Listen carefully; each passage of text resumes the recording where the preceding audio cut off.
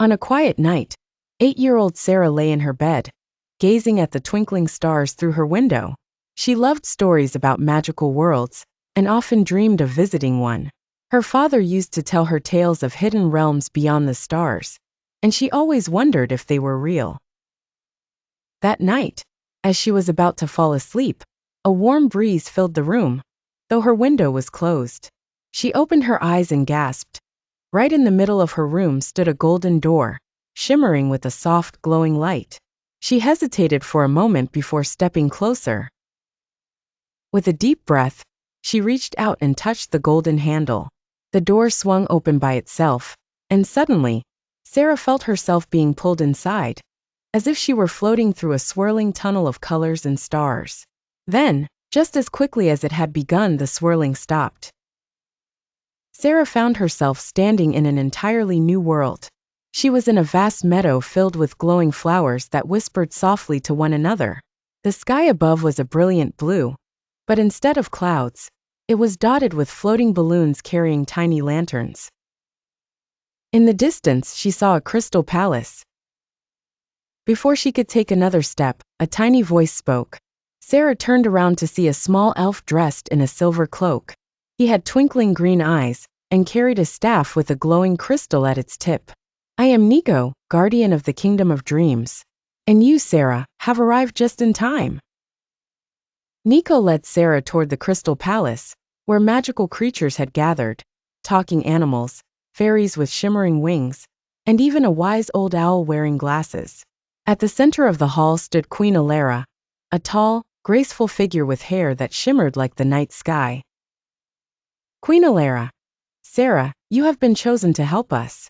The Dream Star, the source of all dreams and light in our kingdom, has been stolen by the Shadow King. Without it, our world will fall into darkness." Sarah felt both excited and nervous.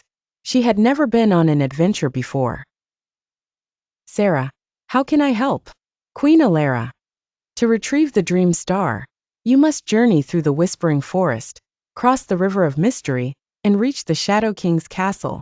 But be warned, the path is filled with challenges only a true dreamer can overcome." Sarah nodded, determined. With Niko as her guide, Sarah set off on her adventure. Their first challenge was the Whispering Forest, a place filled with ancient trees that whispered riddles. The trees would only let travelers pass if they answered correctly. A deep voice rumbled from one of the trees. "Tree, to move ahead, answer this. I have keys but open no locks. I have space but no room. You can enter but not go outside.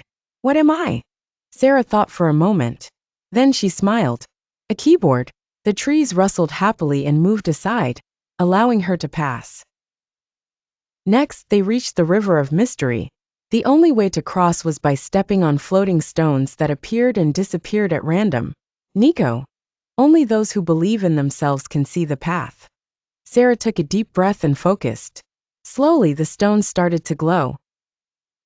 The stones revealed a safe path across the river. She stepped forward carefully, making it across just in time before the last stone vanished. Finally, after what felt like hours of traveling, they arrived at the Shadow King's castle, a towering fortress surrounded by swirling dark mist. Inside the castle, Sarah found the Dream Star locked inside a crystal cage. But before she could reach it, the Shadow King himself appeared. He was tall and dressed in a dark cloak, his eyes glowing faintly like embers. "Why have you come here, child?" he asked. Sarah hesitated, but then stepped forward bravely. "I've come to take back the Dream Star. The Kingdom of Dreams needs it." The Shadow King sighed and looked away. "They need it, but I need it too. I have never had dreams of my own. I took the star because I wanted to know what it felt like to dream."